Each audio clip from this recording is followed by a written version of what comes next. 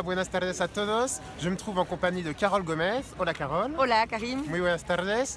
Carol qui vit à Madrid. On se trouve en el Parque Retiro en Madrid. On va vous parler de ce parc et Carol va nous parler de son expérience avec l'espagnol.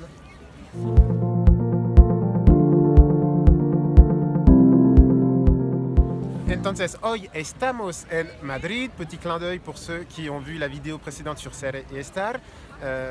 Carole, tu vis à Madrid. Est-ce que tu peux nous expliquer pourquoi? Alors moi je vis à Madrid parce que comme Karim je suis membre de la Casa de Velázquez et je suis à Madrid pour terminer ma thèse cette année. D'accord, et sur quoi porte ta thèse?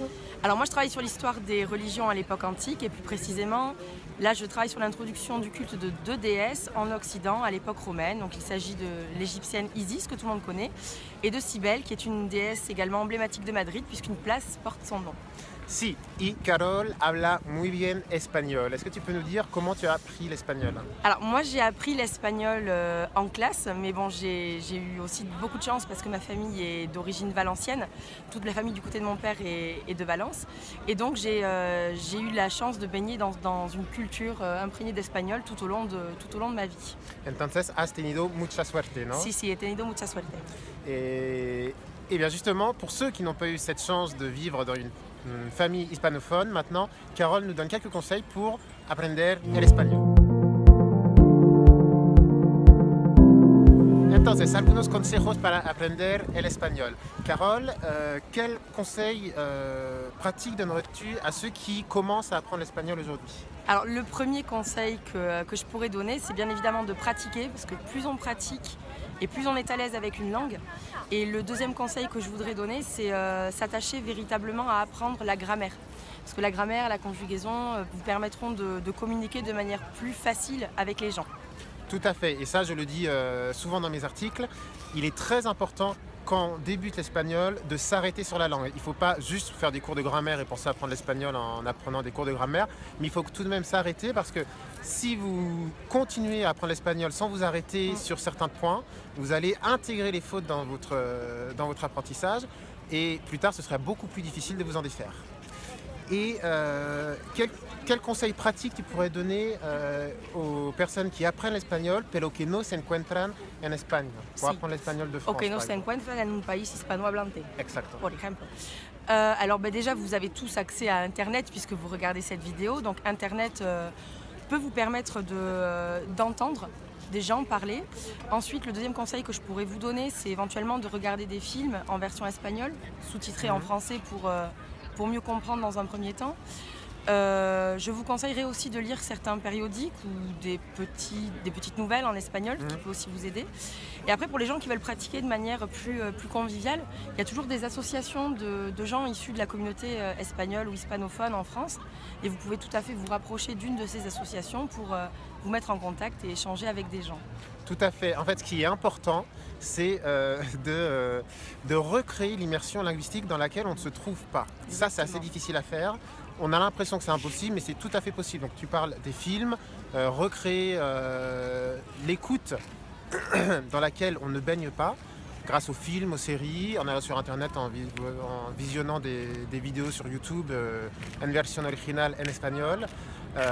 Et la lecture est aussi très importante. Alors, lire l'actualité en espagnol pour ceux qui aiment l'actualité, lire des contes pour ceux qui aiment s'évader, mais vous allez beaucoup plus apprendre beaucoup plus rapidement la langue en ayant l'impression de vous amuser ou en voyant un aspect concret, pratique dans la langue. Ahora vamos a hablaros un poco del retiro.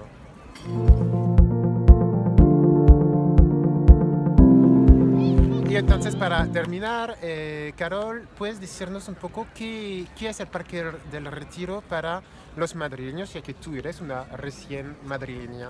Sí, el Parque del Retiro es un lugar de descanso, también para hacer deporte, podemos sacar perros, es un lugar también de convivialidad, porque la gente los domingos, por ejemplo, sale en el parque cuando hace buen tiempo y va paseando, caminando todo el día. Es un poco como el pulmón, ¿no?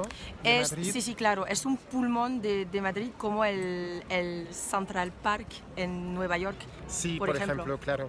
Sí, y también es Es un parque también cultural, es un poco como un museo, ¿no? Sí. Porque podéis visitar el estanque artificial que está aquí con la estatua, también hay el Palacio de Cristal, donde hay exposiciones.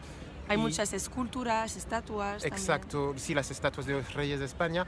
Por eso aquí también hay muchos turistas porque vienen aquí como para visitar. Entonces es un lugar que podéis venir a visitar y no solo es un lugar para descansar, también es un lugar cultural.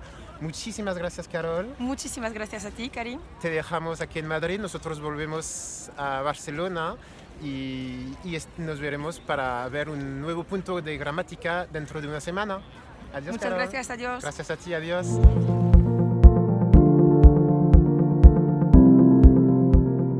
Un petit bonus culinaire pour vous montrer une spécialité d'Espagne, mais qu'on mange également dans d'autres pays comme le Mexique, le Chili et l'Argentine ou le Venezuela également. Sont los churros con chocolate. Et pour vous les présenter, on va être obligé de les déguster, évidemment. Évidemment. Encore un grand merci à Carole pour cet entretien. Pour ceux qui sont sur YouTube et qui veulent voir l'article sur le Parque del Retiro, vous avez juste à cliquer sur le lien qui se trouve en dessous pour aller directement sur le blog qui s'intitule Espagnol pas à pas, astuces et conseils d'un prof pour apprendre l'espagnol. N'hésitez pas à liker, à partager, à laisser des commentaires. À très bientôt, hasta muy pronto. Hasta pronto y bon Adiós. profit. Salud, bon profit.